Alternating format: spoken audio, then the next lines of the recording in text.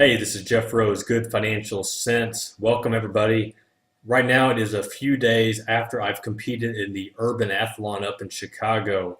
It's about 3 days afterwards, and I'm in the office and just kind of wanted to share a recap of how the race was and also some few tips of how I should have trained for the Urbanathlon. If you recall that I really did no training other than my CrossFit workouts. But anyway, I just wanted to kind of share that. So for anyone else that might be interested in competing the next event, that they have a pretty good heads up. So anyway, the race was this past Saturday. The start time was 8 o'clock in the morning, the first wave at least, and the weather was gorgeous. This is up in Chicago. I want to say it was almost 50 to 60 degrees around the beginning of the race. And throughout the entire race, I ran in shorts and a t-shirt, Under Armour shirt. So the weather couldn't have been any better. It was just fantastic, fantastic. Perfect racing weather for Urbanathlon. So the race kicks off and we start running. Me and my buddy actually, we didn't really decide we were going to do it together, but we thought, hey, we kind of trained and we're about the same caliber as far as running. So me and him started running together and we're just running through the streets of Chicago. And I mean, it was just freaking amazing. As you're just walking, running, you're just kind of looking up and looking at the whole scenery of all the buildings and all the architecture of Chicago, and it was just it was great. And for somebody that hates running as much as I do, it was really good because it kind of allowed you to kind of take your mind off of what you really were doing, running and beating the pavement. So we were running and just running up the roads, and we started heading towards Navy Pier, and the whole course was just ingenious. The people that had to actually map out the course and the whole logistics of having the whole thing set up was, you could tell a lot of time was put into it.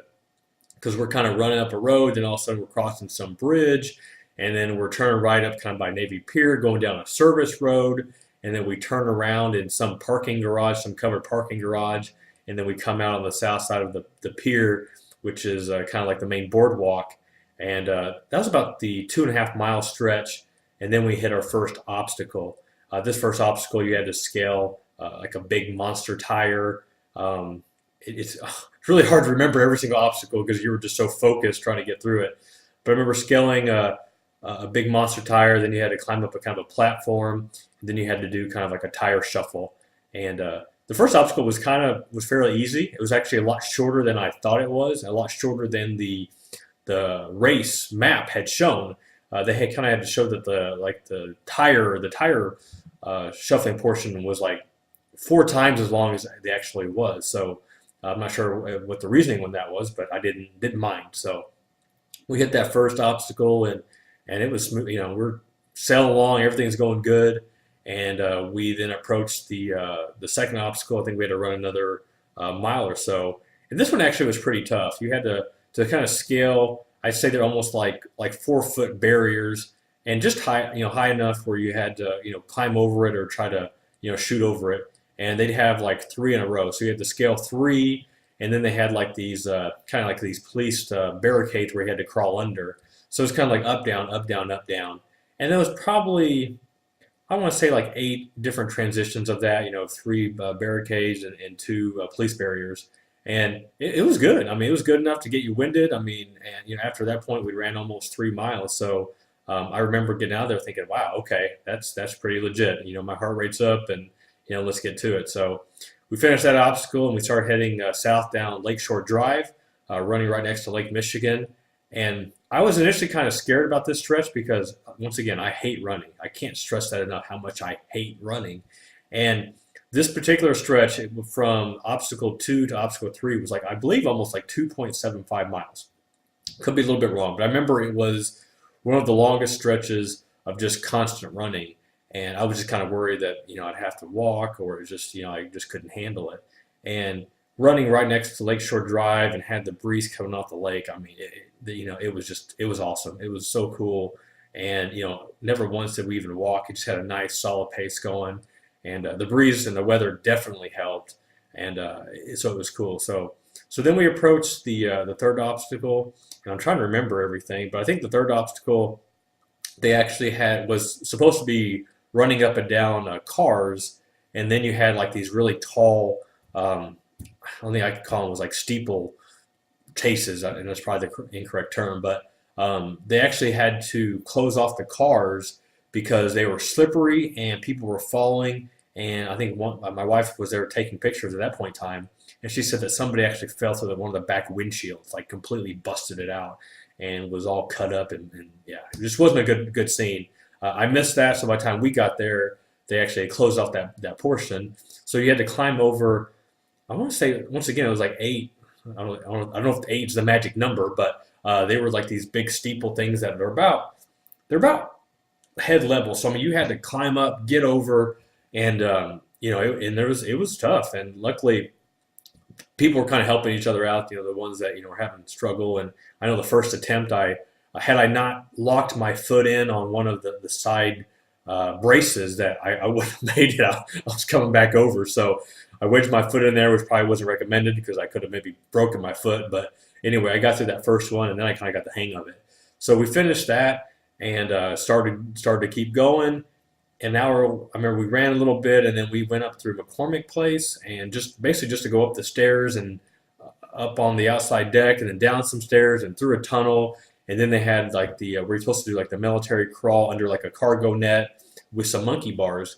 And I will say this was probably, I was really surprised because when you looked at the map, and if you go on the Urbanathlon website, you'll see it. They had like, looks like it's supposed to be like military low crawl, walking on all fours under a cargo net, and then you had these monkey bars, and the monkey bars they had looked really really long. But the actual obstacle itself was one set of cargo nets, one set of monkey bars, and one more cargo net, and you were done.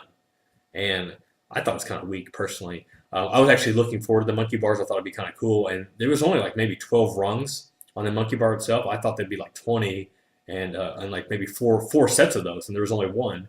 And the cargo net was so loose and so high to where you didn't have to get on all fours. I mean, if you kind of like bent over and got the net on your back, you could just kind of walk, low. And if you got behind somebody that was tall, you could just kind of ride underneath them, which I actually did on the second wave. So it was kind of weak. I ain't gonna lie. So but whatever. It was still a good obstacle, and so we finished that and continued on. And now I'm just trying to refresh my memory. So as we're then approaching, we're now heading towards Soldier Field, which is the dreaded stairs that a lot of people talk about. And we're approaching there. And I think I hit mile 7, right before Soldier Field came into play. And for me, this is when it all went downhill. We hit mile 7, and I remember feeling this little cringe in my left calf, the beginning of a cramp. And I was thinking, oh crap, don't do this. Don't do this to me. So, I felt it, but then it kind of dissipated a little bit. It wasn't really that bad. And then we had to run like through some outdoor steps to get into Soldier Field. And then when you actually finally got in the stadium where you were going to begin the stair run, it got bottlenecked. There were so many people in there. I'm not sure if they didn't anticipate that many people. I don't know what the issue was, but I remember we were standing there for at least 8 to 10 minutes. For me, that's when it started getting really bad. Every time I was running on an incline or a decline, my left calf really, really started to cramp up really bad. And it wasn't so much bad on like a flat surface, but incline or decline, it was horrible. So, and it was like these, imagine if you go to like any type of sports stadium, how you're going up the ramps, to get to your seats. We were running up and down those, trying to get, I assume, to the last part of the actual stair run, which was like the upper deck of Soldier Field. So finally we get there, and once again it's all kind of bottlenecked, and so we're like just going up and down stairs, and we went up one descent, down a descent, up and down, and that was it. But I tell you, I mean, it freaking kicked my butt. I mean, at that point in time, I think we had crossed mile 8 somewhere, but maybe not, somewhere about mile 7.5 in that whole stretch, and my legs were just toast. But anyway, we made it through that. Got out of Soldier Field. My buddy had kind of waited for me because I had stopped a few times to kind of try to stretch out my calves. And once we exited Soldier Field, I think I heard somebody say, hey, there's about 1.5 miles left. So we're like, all right, let's do this. Let's finish this. So we start running together, and I don't think I even made it 200 meters, if that, and then my right calf started cramping up. I'm like, oh, come on. Really? You're really going to do this to me right now? So, my left calf is cramping, my right calf is cramping. I had to kind of peel over the side of the road, side of the running road, and just start to stretch out. And my buddy didn't see me. He just kept going, was looking for me, but I could tell he couldn't see me. But I'm like, you know what? He just needed to go and finish. Don't wait on me. So I was trying to, keep loose, keep my calves stretched out, and started running again. And sure enough, every 250 meters or so, I mean, they would just cramp up. And part of me was like, man, just suck it up and just go. But what started happening was my right hamstring started cramping up too.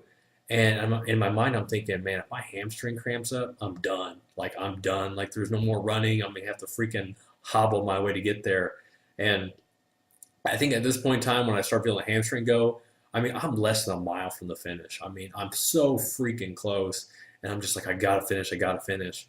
But, I would still like run. I'd run as far as I could before both calves started to cramp up real bad. And then if I start feeling the hamstring, then I just kind of pull over and just stretch it out, walk a little bit and get going. So finally, you're getting close to the finish line. You can hear the music, you hear the people, and the last obstacle was having to climb over the back of cars, like just on the trunk side. You had to climb over, I think, like 3 cars. There was a huge bus that was draped over with a big cargo net that you had to climb over onto the top of the bus, using the cargo net, and then, turn around and climb back down.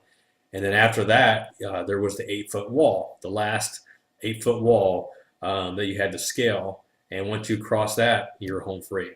So I get there, I get to the cars, getting ready to start the last obstacle. And at that point in time, I didn't tell you, my right quadricep started to cramp up and lock up. And dear Lord, I mean, I just felt like an old man at that point in time. I mean, everything that could go wrong was going wrong. And I'm thinking, oh my gosh, please, please just let me finish. And part of me wanted to kind of like just kind of stretch it out right there, just so I could finish it. But the other side of me is like, everyone's there screaming like, everybody's just like so pumped up. And I'm like, screw this, I just got to finish. So I just start jumping over cars and climbing up on the bus and get over.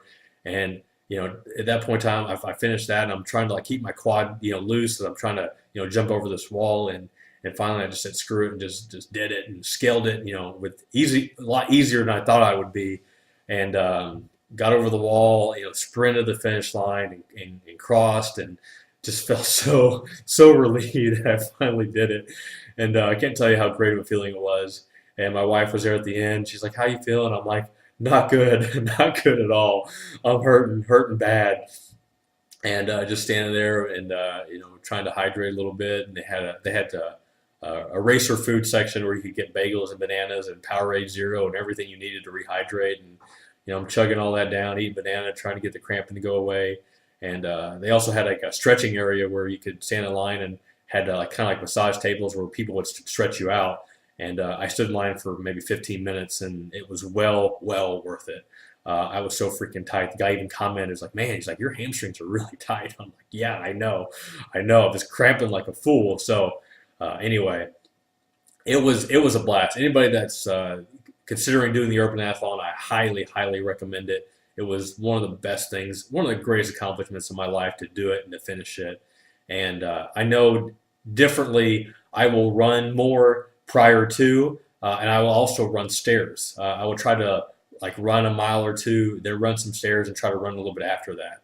I think having those two things, I think, would be a good pre-training, for next year, because we already decided we are going to do it next year.